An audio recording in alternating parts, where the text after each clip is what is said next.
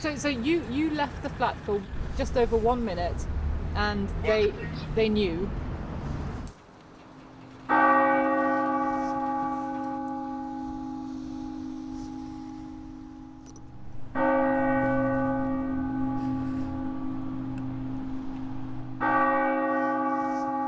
This is my neighbourhood of Moscow, and in all the years I've lived here, I've never seen it this quiet. This is a city that's now in coronavirus lockdown, and although there are some cars here, some people are allowed to go to work. Basically, there's very few people on the streets. And the way that the government here is enforcing this lockdown is to use high-tech surveillance systems.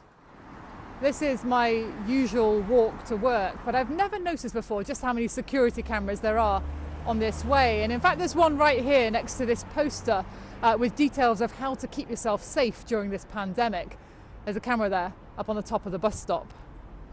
Now, tens of thousands of these cameras across Moscow have been fitted with facial recognition software, and that works in real time, scanning people's faces and sending instant alerts to the police, who can then detect anyone who might be breaking the quarantine.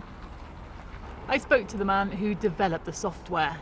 The cameras are on the entrance of the buildings. Actually, almost on every entrance of the building, there is a camera.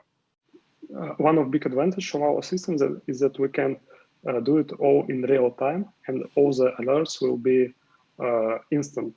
And if we're talking about virus protection and some epidemic protection, it's very important to react in real time. The software can measure social distancing too and detect crowds, and the facial recognition is even effective with face masks. Officials here say hundreds of rule breakers have already been caught, and that includes people who were ordered to self-isolate just in case after foreign trips. Tests for COVID-19. I spoke to one man like that who got busted when he took his rubbish out. The police were at his door within half an hour.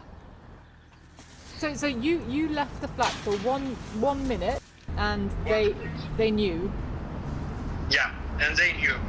Yeah. On my question, how? They say that it was a face recognition system. Principle for pandemic, it's okay. After, I hope the world would be the same as it was. I really hope.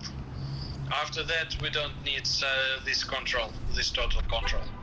Apart from essential work, Muscovites are now only allowed out of the house to go to the supermarket or to chemists. And soon we'll have to register online and get a code on our mobile phones even to do that.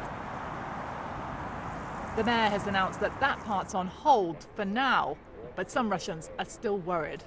I think Russia is going by Chinese scenario, and they want to get testing all the technologies that now are created in the state to have more control over the people, over their movement. The strict new rules and the very tough punishment for those breaking the quarantine have really cleared the streets here. But the big question is how much of this surveillance state will remain once the pandemic is over.